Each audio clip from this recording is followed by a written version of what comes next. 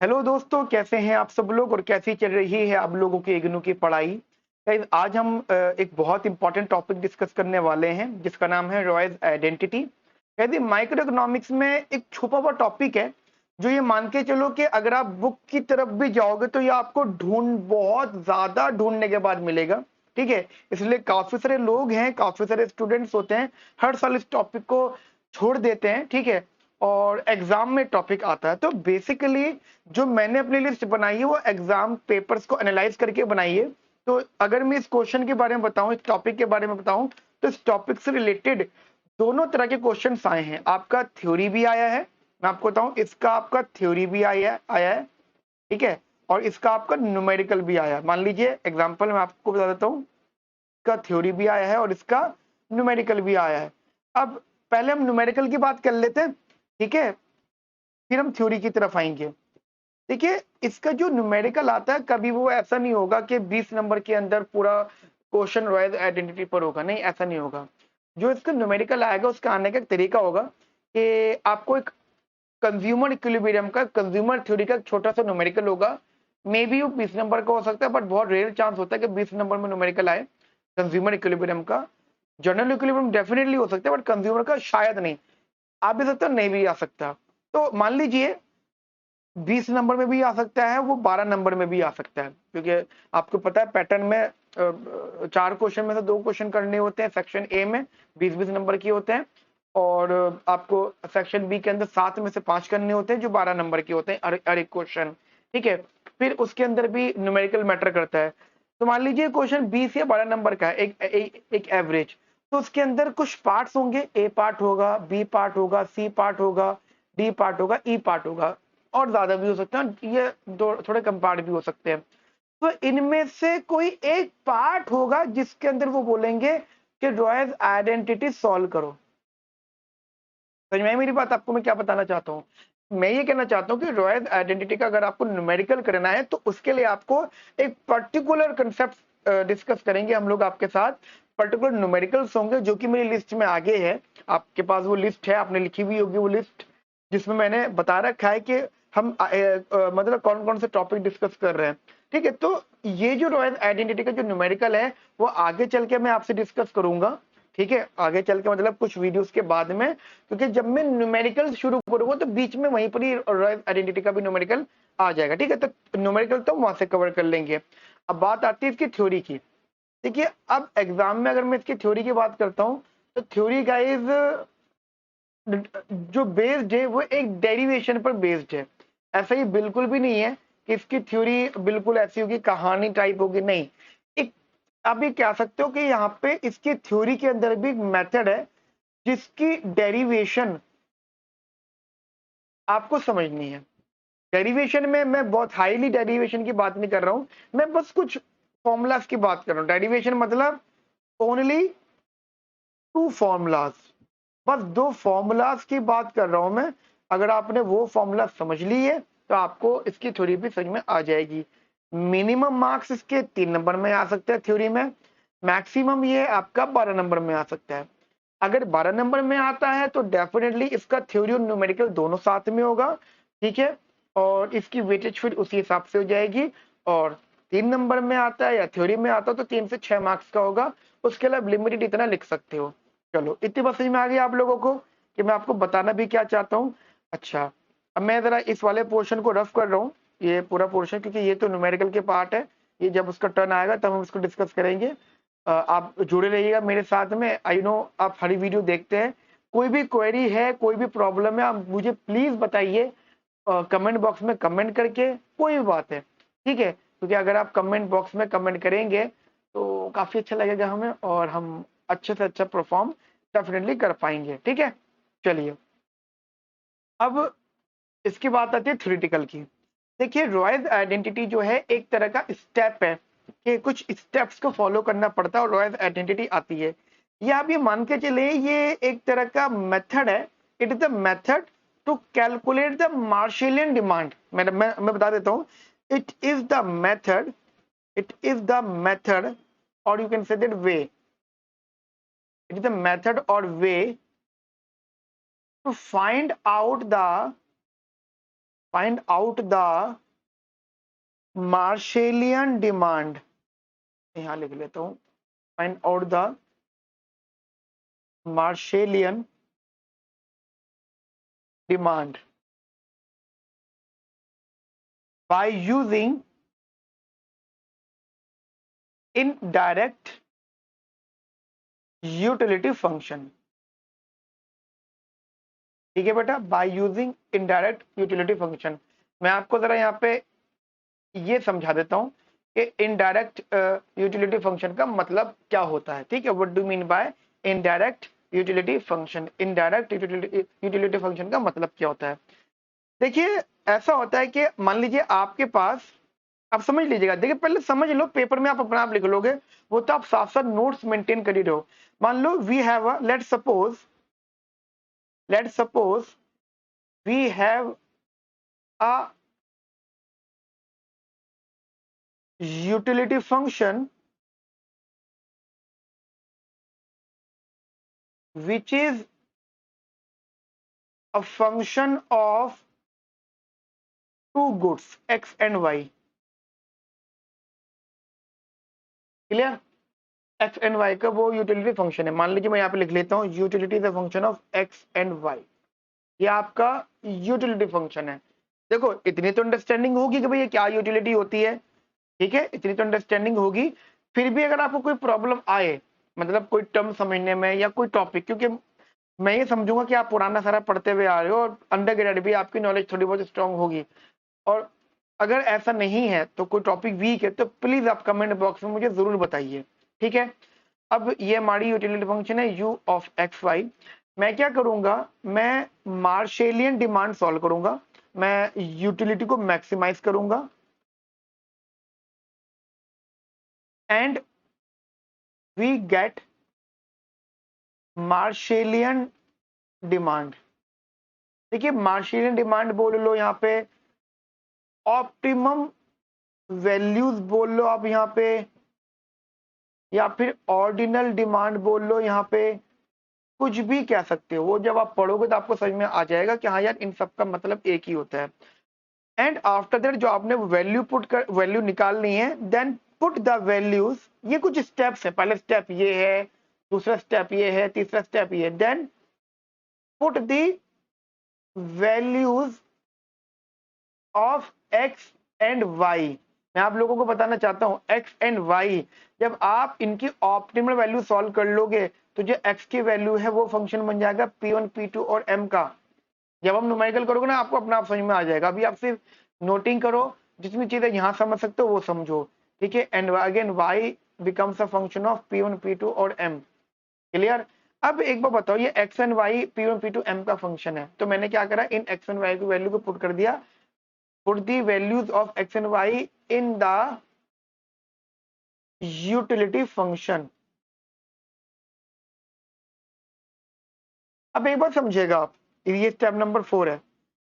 वैसे पहले पुट कर दो यहाँ पे, अभी स्टेप नंबर 4 बाद में आएगा। अब एक बार समझिएगा आप, आपके पास ये थी utility function, u is a function of x Y.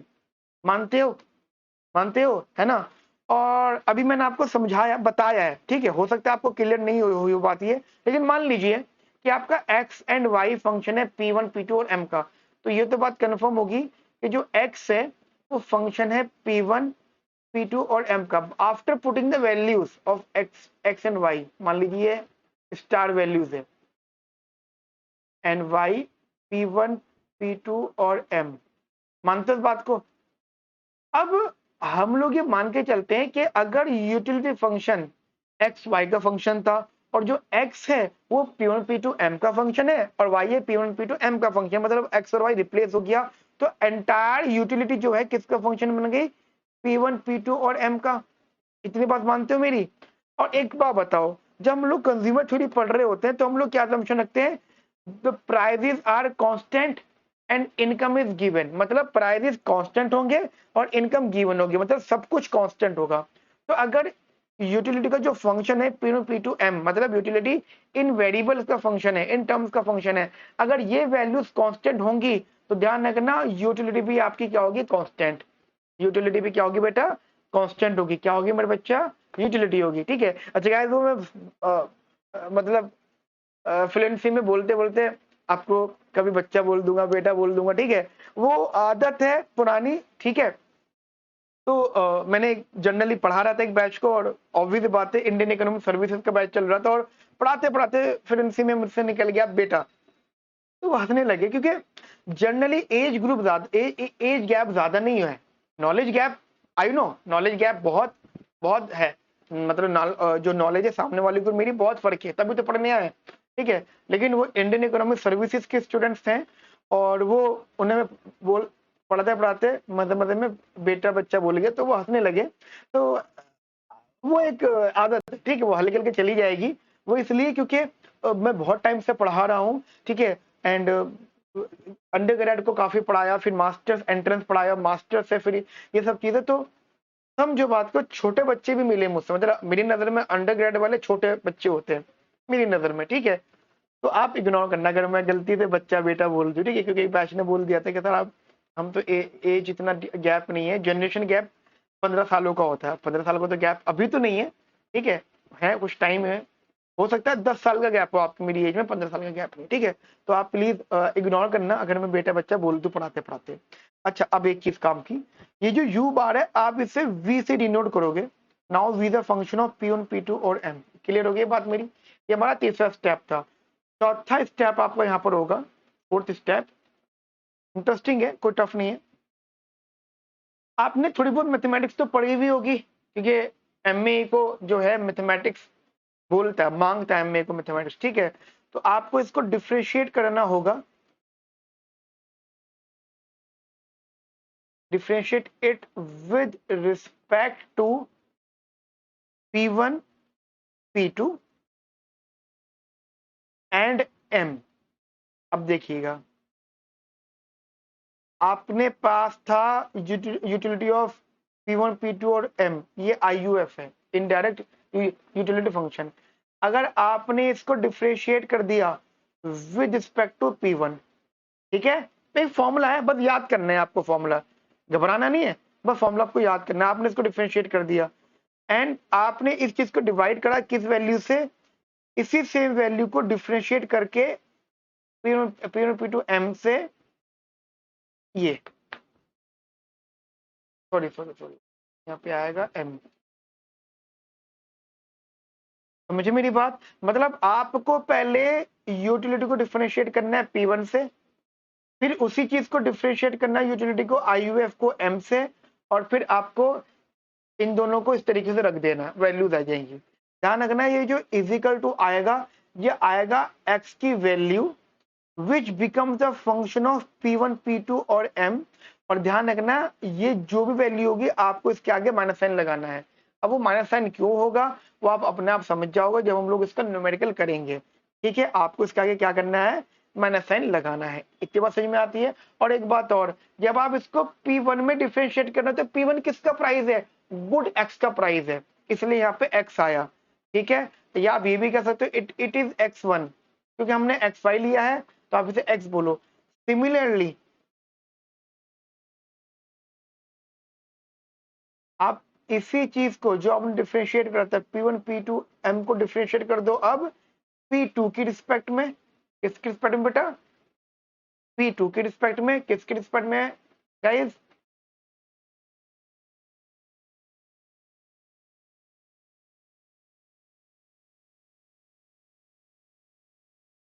Upon differentiate this with respect to P1 P2 M with respect to M। देखिए, जब आप P2 में कर रहे हैं तो किसकी बात कर रहे हैं, गुड टू की बात कर रहे हैं। गुड टू क्या है यहाँ पे, y, ठीक है। गुड टू क्या है यहाँ पे, y।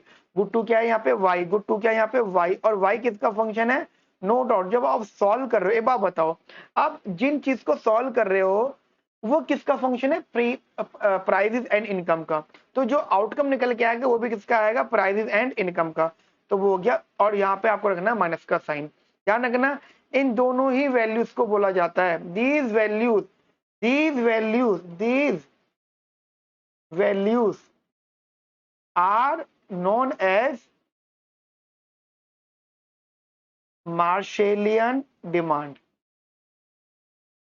यानी अब आप एक चीज समझिएगा, कि हमारे पास सबसे पहले एक यूटिलिटी थी और हमने उस यूटिलिटी की हेल्प से मार्शेलियन डिमांड को सॉल्व किया।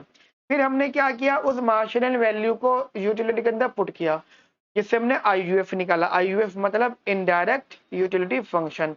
इनडायरेक्ट यूटिलिटी फंक्शन मैं आपको बता देता हूं क्या होता है ये। इसे हम बोलते हैं indirect utility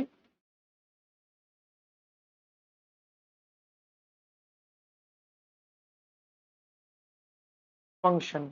indirect utility function, ठीक है, हमने उससे वो निकाला। और उसके बाद में हमने इनडायरेक्ट यूटिलिटी फंक्शन को पहले P1 से करा, M से किया। तो P1 से जो डिफरेंशिएट किया था और M से जो डिफरेंशिएट लिया था, हमने उसको प्रोपोर्शन में लिया है। अगर अगर हमने P1 से डिफरेंशिएट किया तो आंसर आएगा x का माइनस साइन आपको यहाँ पर लगाना है, क्योंकि यहाँ पे माइनस साइन ऑलरेडी होगा तो माइनस माइनस प्लस हो जाएगा। ये बात समझ में आ गई। दूसरी चीज, सिमिलरली आप अगर P2 में करते हो उसको डिफरेंशिएट, अगर आप इसको P2 में डिफरेंशिएट करते हो तो P2 गुड y के लिए होता है, तो वहां पे आपका जो है y का आंसर आ जाएगा विद द माइनस साइन। आपको माइनस साइन रखना है, वो ऑटोमेटिक कट जाएगा। इन वैल्यूज को कहते हैं मार्शेलियन डिमांड। इसका मतलब क्या हो गया, मैंने आपको एक स्टेटमेंट लिखवाई थी अभी, क्या, इट इज द मेथड और way to find out the Marshallian demand by using indirect utility function. So somehow it's a circle. क्या सर्कल, क्या सर्कल, ये आपका सर्कल है क्या। आपके पास पहले यूटिलिटी थी, फिर आपने उससे मार्शेलिंग निकाला, ठीक है, फिर आपने उससे आईयूएफ निकाला, और आईयूएफ के बाद में आपने उससे फिर से मार्शेलिंग निकाला, ठीक है, और मार्शेलिंग से फिर से मैं यूटिलिटी निकाल सकता हूँ, ठीक है। ये एक तरीके से सर्कल, थोड़ा सा अजीब सा सर्कल है, बट आप माइंड में रखिएगा, ये कुछ इस तरीके से बन गया, ठीक है, ठीक है मेरे बेटा। तो ये चीज आप अपने माइंड में रखिएगा। ये बात भी समझ में नहीं आती तो जो मैंने स्टेप बताए वो तो आपको अच्छे से समझ में आ गए होंगे। क्लियर है मेरी बात आपको यहाँ तक। चलिए देखिए, ये जो मैंने बताया ये आपके स्टेप्स हैं, लेकिन अगर ये मान अगर पेपर में ये क्वेश्चन 3 नंबर में आ जाता है तो आपको ये स्टेप लिख सकते हो, थोड़ा शॉर्ट कर देना। 6 नंबर में आ जाता है, यही स्टेप लिखना और थोड़ा सा और डिटेल करने की कोशिश करना। 12 नंबर में आ जाता है तो 12 नंबर में ऐसे तो आएगा नहीं, आपका डेफिनेटली थ्योरी भी आएगी, न्यूमेरिकल भी आएगा। अच्छा, अब मैंने इसका शॉर्ट नोट लिखवा रहा हूँ आपको, एक शॉर्ट नोट जो आपके आंसर राइटिंग को रिप्रेजेंट करेगा। ये तो आपने जो लिखा वो तो एक टेक्निकल टर्म्स में हो गया, बस एक शॉर्ट नोट है जो आपको ये आपकी ये आंसर राइटिंग को रिप्रेजेंट करेगा। लिखिएगा बेटा, इट रिलेट्स। अगर आपको लिखने में इश्यू है, आप कहते तो नहीं सर हमें मन नहीं कर रहा, तो आप एक काम कर सकते हो, वीडियो को आगे बढ़ा सकते हो, लिखा हुआ हो जाएगा, उससे उसे कॉपी पेस्ट कर लीजिएगा, ठीक है। बट मैं आपके लिए लिख रहा हूँ क्योंकि आपको लगना चाहिए कि ये लिख रहा है तो हम भी लिखेंगे, ठीक है। लिखिएगा, it relates the optimal consumption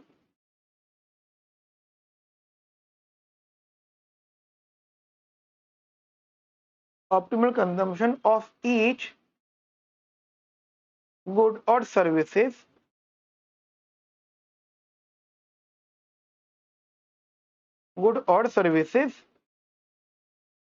to the marginal utility, to the marginal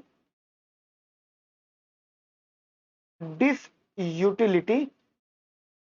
देखिए, डिसयूटिलिटी का मतलब क्या होता है, यूटिलिटी की जब बात आती है तो हम यूटिलिटी को मैक्सिमाइज करते हैं, डिसयूटिलिटी की बात आती है तो हम उसको मिनिमाइज करते हैं, ठीक है, बस इतना दिमाग में रखिएगा। Of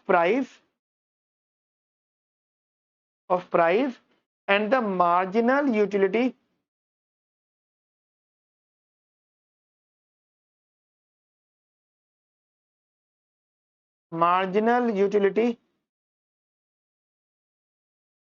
of income,